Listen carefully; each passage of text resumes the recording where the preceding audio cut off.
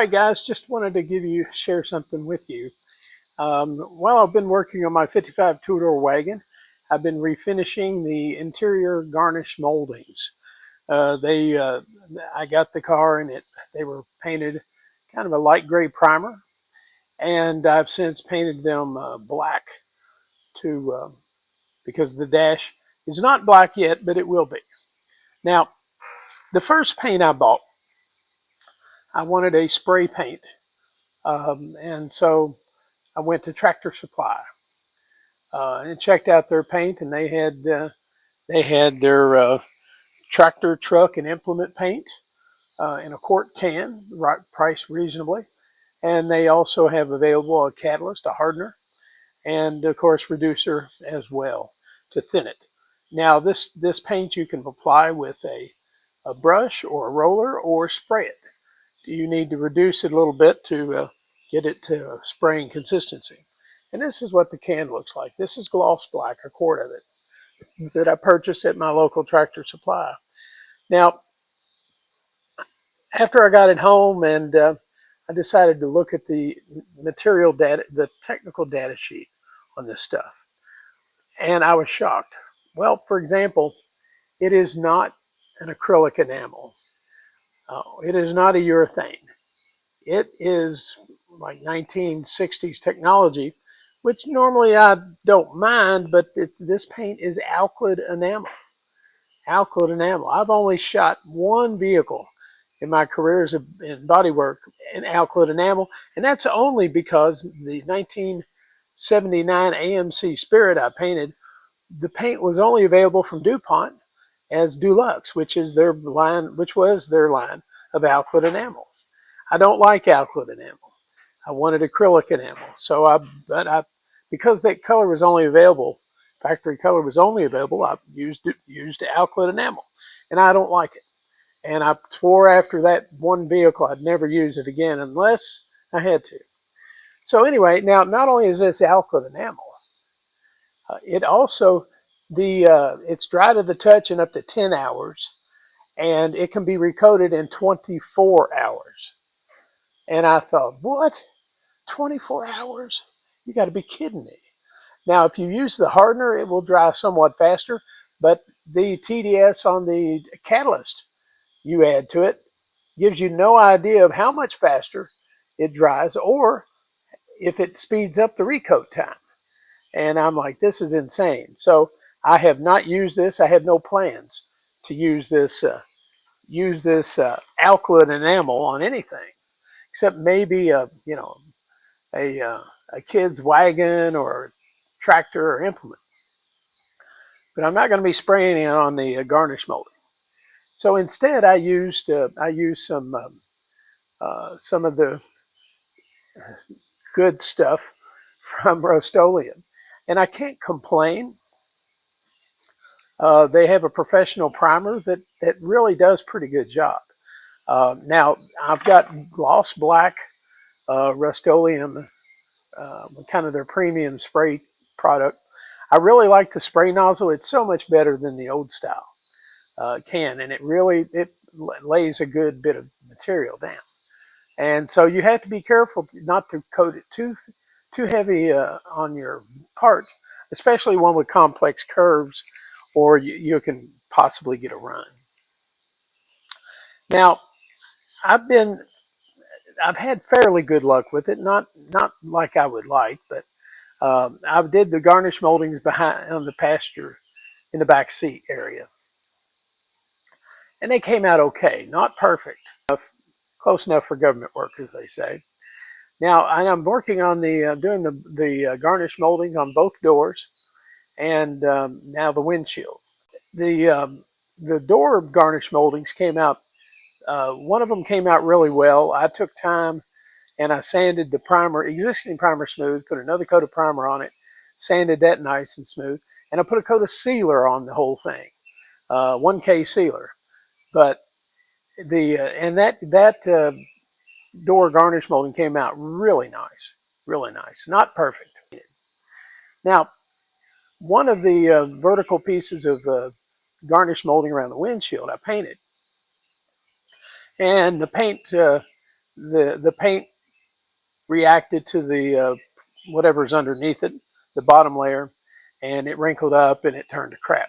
So I stripped the whole thing with Strippy's paint stripper, cleaned it up, and I had it looking really good. The primer, I had it primered and it was really, really slick. Now the paint, and this may have been my application, Rust-Oleum Gloss Black, it came out okay, but it's not, I may have had dust, in the area. Anyway, I'm not real happy with it. And I'll tell you what I really noticed.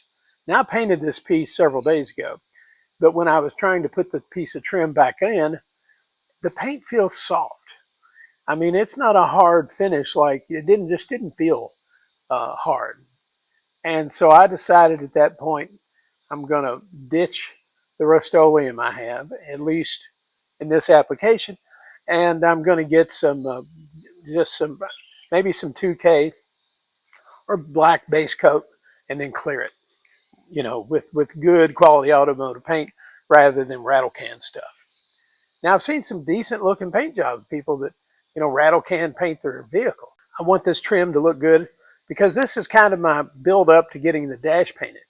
And I'm going to be painting the dash, and I want to find the paint and the combination that's going to really make it look nice. The dash is in excellent shape. Now, however, it's not black. It's kind of a real dark copper metallic. And it's pretty as heck, but I don't know what color it is. And I really don't want that color, a dominant color in the car anyway. I want to change it to black to match the trim and the carpet and the seats. Anyway, just be aware that if you get Tractor Supply paint, check out the TDS and make sure it's something you can live with. I'm not happy with alkyd enamel, and I'm not going to use it. You may have better results with it than I did. That's possible. But just be aware of the paint you buy and the chemistry in it. I'm really looking now to go to base coat, clear coat, some sort of catalyzed stuff, and get everything prepped and ready to go. I've even got I've got 2-part epoxy primer to shoot it with. I'm just going to take more time and maybe spend a little more money for good quality paint. Something that when it's dry and it's hard, it doesn't feel soft to the touch like the Rust-Oleum does. All right, guys, thanks for stopping by. If you like this video, give me a thumbs up, and please, if you painted your dash on your Tri-5 in the garnish molding, leave a comment about what you had the best luck with. Now, I'm not going to take the windshield out of my Tri-5 to do the dash, so that may affect the results anyway. So let me know what results you've gotten and the best way you found to do it. All right, thanks for watching. Consider subscribing, and have a great week. And we'll see you next time here in the Shade Tree Garage.